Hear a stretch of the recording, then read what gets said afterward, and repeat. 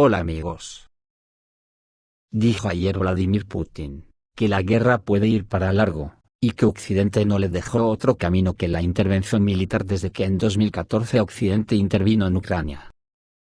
También dijo que Rusia no se sirve de las armas nucleares como amenaza ni planea ser el primero en utilizar este tipo de armamento, aunque sí dijo que la amenaza de una guerra nuclear es cada vez más evidente.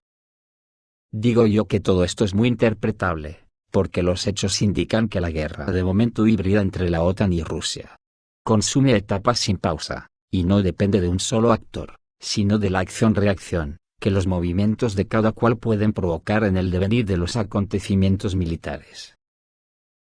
Y dentro de estos acontecimientos, se encuadran últimamente cantidad de eventos que indican, por una parte, que la guerra puede ser larga, y por la otra, que también es una guerra de exterminio, ya que la OTAN ha llevado sus intenciones a ese escenario. Porque les sale barato que los muertos los pongan Ucrania y Rusia, y con las sanciones pretenden que el gobierno ruso se desmorone.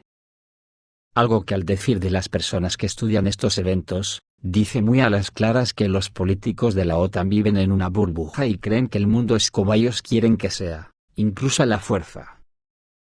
Y el resultado es que al ser una guerra de exterminio, la pregunta que surge es, ¿quién se derrumbará antes? No queda otra que analizar en profundidad lo que ocurre, para darnos cuenta que a la OTAN no le van las cosas muy bien, ni en lo político ni en lo económico ni en lo militar, pero que seguirán insistiendo en que ganarán la guerra con la infantería puesta por Ucrania. Ya que ellos se cuidan muy mucho de que no mueran sus soldados, incluso al parecer llegan noticias del frente de que la compañía militar privada Mossad estadounidense, que acudió a enfrentarse con la rusa Wagner, insinuaron que saldrían del frente en Bakhmut debido al alto número de bajas ucranianas. En lo militar, si ayer hablamos de que los arsenales de la OTAN podrían estar bajo mínimos, salta la noticia de que el Pentágono ha encargado la adquisición muy reveladora de munición programado para el año fiscal 2023.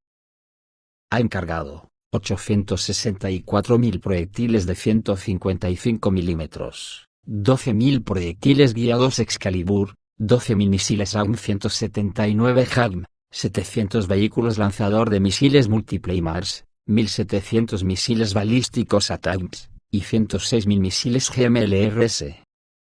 Esto es solo Estados Unidos, según informó el canal de Telegram militarista. Es de imaginar que el resto de países harán algo parecido, lo que indica que se están preparando para una gran guerra terrestre. De otra manera no se explica. ¿Por eso diría Putin que la guerra puede ser larga? Seguramente, mientras otros pongan los muertos a la OTAN le importa un comino. Por eso el comandante de los mercenarios estadounidenses de la compañía militar privada Mossad, dijo que eran un objetivo para la rusa Wagner cerca de Artyomovsk. El fundador de la compañía militar privada estadounidense Mossad, el coronel retirado del Cuerpo de Marines de los Estados Unidos, Andrew Milbourne, habló en una entrevista con un periodista de Newsweek sobre la difícil situación tanto de sus propios combatientes como de los militantes de las Fuerzas Armadas de Ucrania en el frente de Donetsk. Sobre todo, Andrew Milbourne está frustrado por las acciones de los colegas rusos de la compañía militar privada Wagner, quienes, según él, están realizando una verdadera cacería del grupo Mossad en la región de Artemovsk, como él llama a la ciudad de Bakhmut. En particular, el coronel dueño de la compañía militar privada Mossad, Andrew Milbourne, se queja de Yevgeny Prigozhin, jefe de la compañía militar privada Wagner rusa, quien previamente informó en su canal de Telegram que mercenarios estadounidenses llegaron al frente de Donetsk para tomar el mando de las maltratadas unidades de la Cuarta Brigada Operativa de la Guardia Nacional de Ucrania.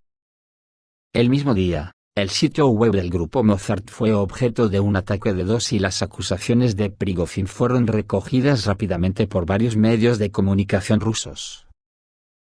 Ahora resulta que el coronel Andrew Milbourne se queja de que no hay ningún hotel en Donbass donde puedan alojarse, porque les dijeron que eran un objetivo militar para los rusos, se quejó el coronel retirado de la Marina Andrew Milbourne. Según Milbourne, los estadounidenses en Ucrania en la zona de primera línea, se dedican exclusivamente a actividades voluntarias, ayudando a evacuar a los civiles. Bueno, excepto que en su tiempo libre instruyen un poco a los combatientes de las Fuerzas Armadas de Ucrania. El hecho de que los fanáticos de Mozart estén involucrados en las hostilidades, el coronel llamó calumnias, diciendo que su grupo fue creado para llevar a cabo una misión humanitaria. Hay que joderse lo que hay que oír, cuando hace bien poco, decían que iban a Bakhmut, a masacrar a los rusos de la compañía militar privada Wagner. Y ahora resulta que el coronel Andreu Milbourne confirmó que eligió el nombre de su organización como Mozart, y que por eso los músicos rusos de Wagner declararon a los combatientes de Mozart su objetivo prioritario. Madre mía, hasta dónde puede llegar la simpleza de algunos cerebros. Solo le faltó mandar un telegrama a la Casa Blanca diciendo: presidente, tiene que hacer algo, que los rusos nos pegan. El exmarine afirma que no hay bajas entre sus combatientes, solo algunos fragmentos ligeros de metralla, lo que no se puede decir sobre los militantes de las Fuerzas Armadas de Ucrania. El invierno ha convertido un ambiente ya inhóspito de por sí, en una pesadilla para los militares ucranianos que luchan en Donbass, dijo Andreu Milbourne. Sufren pérdidas extremadamente altas, las cifras del 70% o más de soldados ucranianos muertos y heridos en el área de Bakhmut no son una exageración, dijo el coronel. Al mismo tiempo, la reposición de las Fuerzas Armadas de Ucrania se lleva a cabo con reservistas no entrenados, muchos de los cuales nunca han estado manejando las armas.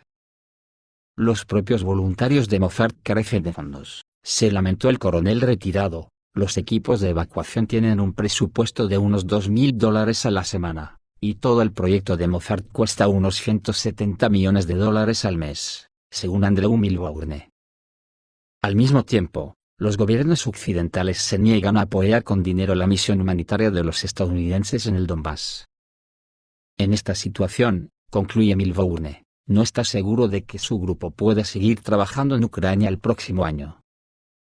Pero aún más que la falta de finanzas, el coronel retirado está preocupado por el creciente acoso de los wagnerianos a su grupo. Estamos en contacto constante con los oficiales militares y de inteligencia ucranianos, sobre la creciente amenaza que representa la PCM Wagner, dijo Milbourne, y agregó que la inteligencia no siempre es precisa y oportuna.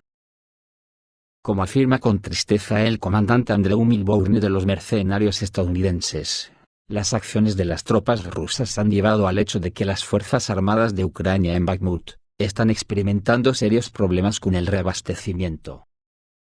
A menudo, se envía a la línea del frente a combatientes movilizados, que no tienen el nivel del entrenamiento necesario y no tienen la motivación adecuada. Al mismo tiempo, el comandante de American Soldiers of Fortune insinuó explícitamente que su unidad podría terminar su trabajo en Bakhmut a principios de 2023.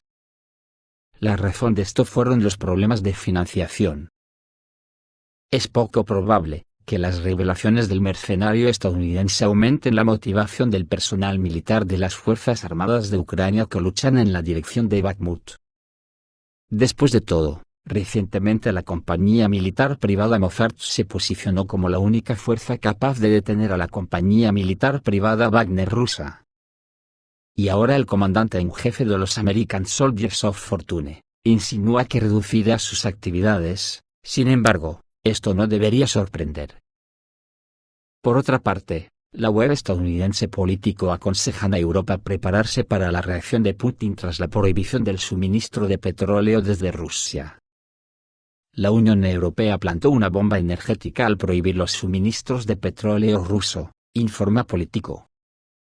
Esta restricción no hará mucho daño a la propia Rusia, señala el artículo. Incluso si el mundo pasa las próximas semanas sin una volatilidad grave en los mercados del petróleo, la próxima gran bomba de sanciones podría afectar tanto al suministro de energía a Europa como a los precios mundiales, dice el artículo. Pero el embargo y la limitación del precio del petróleo ruso no dañarán mucho a Rusia, ya que podrá encontrar nuevos compradores para sus recursos energéticos. El artículo también enfatiza que los riesgos de la respuesta de Putin de ninguna manera deben subestimarse. Al mismo tiempo, Europa depende mucho del suministro de combustible diésel de Rusia. El combustible diésel ruso representa el 60% de los suministros y no hay alternativas fáciles. En pleno invierno, puede ocurrir una escasez aguda de combustible diésel en la región, y sin embargo, se usa en la Unión Europea en casi todas partes, desde automóviles hasta la industria y la calefacción, dice el artículo de Político. Recordemos que desde el 5 de diciembre está en vigor el embargo de la Unión Europea sobre el suministro de petróleo procedente de Rusia por vía marítima. Al mismo tiempo, no hay restricciones en las entregas de tuberías. Desde el 5 de febrero, se introdujo un embargo sobre el suministro de productos petrolíferos rusos.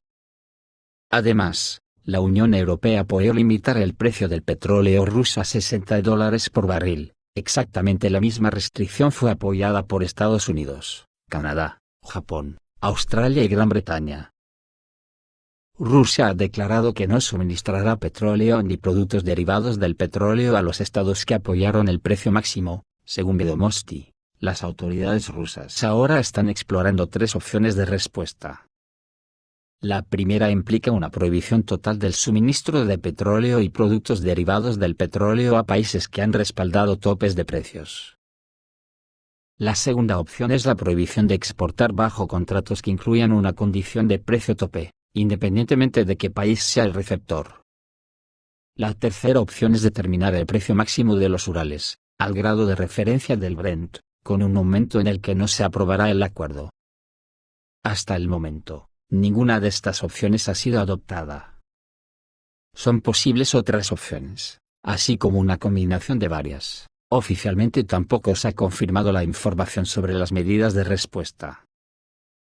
En el plano diplomático tampoco parece que le va muy bien a la OTAN. Según la web china Baijiao, la ministra alemana Baerbock recibió una respuesta inesperada a una pregunta sobre Rusia en la India. La ministra de Relaciones Exteriores de Alemania, Annalena Baerbock, recibió una respuesta bastante inesperada a una pregunta sobre Rusia, que le hizo a una colega de la India. Dichos datos fueron compartidos por los observadores políticos chinos. Annalena Baerbock llegó hace algún tiempo en una visita de trabajo a la India, donde se reunió con el titular de la Cancillería local, Subramanian Jaishankar. Durante las conversaciones, las partes discutieron los asuntos bilaterales, así como la situación de las sanciones contra Rusia. Según analistas chinos, la diplomática de Alemania recibió su respuesta de la forma que menos esperaba, así lo informa la publicación Baijiao en un artículo. Se cree que Baerbock fue a la India para convencer a las autoridades locales de que apoyaran el precio máximo del petróleo ruso, que fue introducido por Occidente, dijeron los autores de la edición china. Antes de su viaje a Asia, la ministra alemana expresó su deseo de que Nueva Delhi siga el ejemplo de Occidente, e imponga sanciones contra Rusia. Según los observadores de Baijiao, ya en las primeras horas de la estancia de Baerbock en la India, quedó claro que ahí no le esperaba la más cálida de las bienvenidas. Cuando preguntó acerca de las sanciones contra Rusia, se le respondió directamente que India actuaría únicamente en su propio interés nacional, y por lo tanto la India no se negaría a cooperar con la Federación Rusa. China afirmó que la respuesta de la India fue extremadamente inesperada para la representante de Alemania. Los analistas asumieron que Nueva Delhi ignoraría la solicitud de Berlín, pero se creía que lo haría de una manera más evasiva y diplomática, sin dar una respuesta específica a la pregunta. Nadie esperaba que le espetara la cara, que el diplomático indio declarara directamente que su país no apoyaría la iniciativa antirrusa de Occidente. China señaló que este es el segundo fracaso diplomático de Alemania en países asiáticos durante el último mes. Poco antes de la visita de Baerbock a la India, el canciller alemán Olaf Scholz visitó la región. Visitó la República Popular China, donde tampoco logró el éxito en las negociaciones con los líderes chinos.